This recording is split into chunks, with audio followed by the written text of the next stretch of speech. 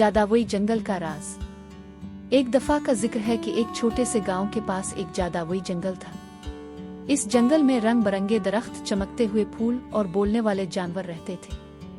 इसी गांव में दो दोस्त रहते थे, नल और रवि। नल को फूल बहुत पसंद थे और रवि को जानवरों से बातें करना बहुत अच्छा लगता था। एक दिन नल और रवि ने सुना कि जंगल में एक चमकता हुआ फूल है जो किसी की भी एक ख्वाहिश पूरी कर सकता है। उन्होंने फैसला किया कि वो इस फूल को तलाश करेंगे।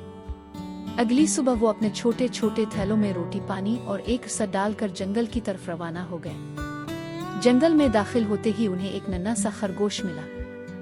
खरगोश ने कहा, क्या तुम लोग चमकते फूल को तलाश कर रहे हो?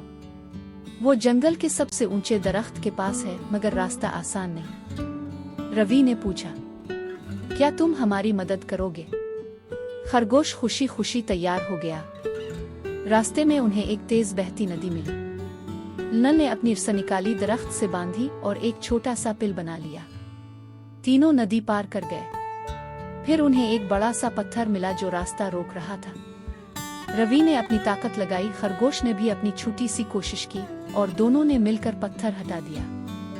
आखिरकार वो जंगल के सबसे ऊंचे दरख्त तक पहुंच गए। वहां एक सुनहरा फूल चमक रहा था।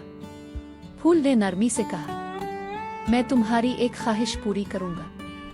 बताओ क्या चाहिए? नल और रवि ने एक दूसरे की तरफ देखा। नल ने मुस्कुरा कर कहा, हमें कुछ नहीं चाहिए, हमने ये मुहिम एक साथ की, हमें बहुत मजा आया। रवि हंसा और बोला, और हमें एक नया दोस्त भी मिला, ये प्यारा खरगोश। फूल मुस्कुराया और बोला, तुम्हारे दिल बहुत साफ हैं, मैं तुम्हें एक तोहफा देता।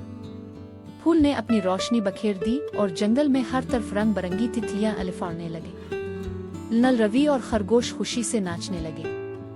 इस दिन के बाद वो तीनों हर हफ्ते जंगल में जाते और नई मुहिम्मात करते। सबक: सच्ची दोस्ती और हिम्मत से हर मुश्किल आसान हो जाती है।